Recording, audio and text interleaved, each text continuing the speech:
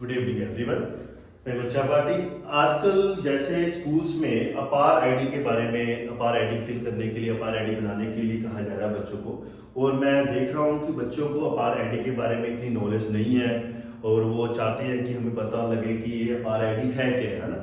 और ये जो मैं वीडियो बना रही हूँ सभी बच्चों के लिए, 10th के नीचे जो बच्चे पढ़ रहे हैं, 9th 10th में पढ़ रहे हैं, 10th के ऊपर 11th 12th में पढ़ रहे हैं, या उन्होंने ग्रेजुएशन में है, या वो पोस्ट ग्रेजुएट कर रहे हैं, या वो पीएचडी है, ये सभी उनके लिए। और खासकर पेरेंट्स भी को भी थोड़ा सा डाउटफुल हो रहा है कि क्या चीज है, क्या है एक्चुअली। ये मैं बताऊं, ये अपार आईडी जो है, जिसका नाम है अपार, और इसकी फुल फॉर्म है automated permanent academic account registry, है ना। इसका मतलब मेन मोटिव क्या है? अकॉर्डिंग टू 2020 में जो न्यू एजुकेशन पॉलिसी आई थी, उसका ही एक पार्ट है। इसमें एक्चुअल में क्या होता है, एक आईडी जनरेट होती है। जैसे हमारे आधार कार्ड होता है ना, वैसे जैसे आधार कार्ड गवर्नमेंट के पास है, वो अपने आधार कार्ड के उससे स्कैन करेगा, उससे हमारी सारी डिटेल निकल जाती है, हम क्या कर रहे हैं, कहाँ क्या मेल है, फीमेल है, या इनका काम क्या है, सब कुछ पता लग जाता है। ऐसे ही एक अपने पास जो गवर्नमेंट ने लॉन्च किया, one student ID one nation. इसमें क्या होगा, इसमें बेनिफिट है। इसमें आपका क्या होगा, जितना भी आपके एकेडमिक्स रिकॉर्ड है, 9th के सर्टिफिकेट, 10th के सर्टिफिकेट, 11th के, 12th के, हायर स्टडीज करते हैं, जो भी आपने अचीवमेंट की है, जो भी आपने टेस्ट क्लियर किए हुए, वो सारे एक उसमें अपडेट हो जाएंगे डिजिटल लॉकर में, और आपकी एक आईडी जनरेट होकर आ जाएगी, ठीक है ना। और इसके बेनिफिट क्या है, जैसे मान लो कोई पेरेंट है, जैसे एक स्टेट में है और वो दूसरी स्टेट में चले जाते हैं, तो फिर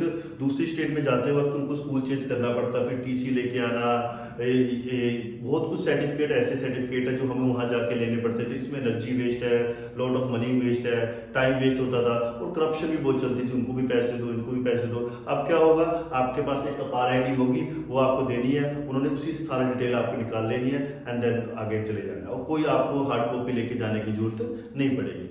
इसी तरह अगर मान लो कोई बाहर है, फॉरेन में, है ना, उसको किसी कॉलेज में एडमिशन लेनी है, तो कोई डॉक्यूमेंट फैक्स करना है, डॉक्यूमेंट सबमिट करने की कोई नीड नहीं है, बस एक अपार आईडी दो, उसी से वो सब कुछ उठा लेंगे। तो इसका बेनिफिट है। तो ये आजकल क्या हो रहा है कि पहले पेरेंट्स से कंसल्ट लिया जा रहा है कि आप अगर एग्री करोगे कि अपना डाटा जो है बच्चों को देना चाहते हो तो दो, तो उनके कंसल्ट के बाद फिर ये अप्लाई स्कूल में किया जाएगा, स्कूल वाले ही आईडी बना के जाएंगे। इसके बेनिफिट्स हैं, इसके आपके एक डाटा एक पास होगा आपका कोई डिजिटल लॉकर में, है ना, तो आपको हार्ड कॉपी लेके जाने की हर एक जगह, कई बार हमारे पास नहीं भी होती, ये है, दिखा दिया, सारे डॉक्यूमेंट्स वहां पे अपलोड हो जाएंगे। पर मुझे लगता है कि 4-5 साल में ये मैंडेटरी हो जाएगा। तो मैं कहूंगा ये, इसमें कोई रिस्क नहीं है, ये डाटा बिल्कुल सिक्योर है। मिनिस्ट्री ऑफ एजुकेशन अपने पास डाटा स्टोर करके रखेगी, इसमें कोई आपका रिस्क नहीं है। बस इसके बेनिफिट्स हैं कि आपका एक आईडी जनरेट हो जाएगी, जिसमें आपके सारे जो डॉक्यूमेंट है वो सेव रहेंगे, ठीक है ना। कल को अगर आप स्कूल चेंज करते हो, टीसी लेते हो, उसमें भी कोई प्रॉब्लम नहीं आएगी, इजिली काम हो जाएगा, स्मूथली हो जाएगा। और आजकल जो फेक आईडीज लगा के या फेक डिग्रीज लगा के काम कर रहे थे, वो बंद हो जाएगा, इससे करप्शन बहुत कम हो जाएगा। तो मैं तो यही कन्विंस करूंगा कि पेरेंट्स को कि कंसर्ट देके अपने आधार आईडी बनाए, जैसे उसमें एक में अपार आईडी बनाए, जिसमें सारा जनरेट हो जाएगा, आपका डॉक्यूमेंट, एकेडमिक्स रिजल्ट सारे अपडेट हो जाएंगे। तो ये कुछ था, इसके बेनिफिट है, कोई लॉस नहीं है। आप स्कूल से जो आता है उसे कंसर्ट पेरेंट्स से लेके अपने अपार आईडी जो है जनरेट करो। ये लॉन्ग टर्म चलेगा, लाइफ टाइम चलेगा ये। Okay, thank you. मुझे लगा कि ये बताना चाहिए आपको।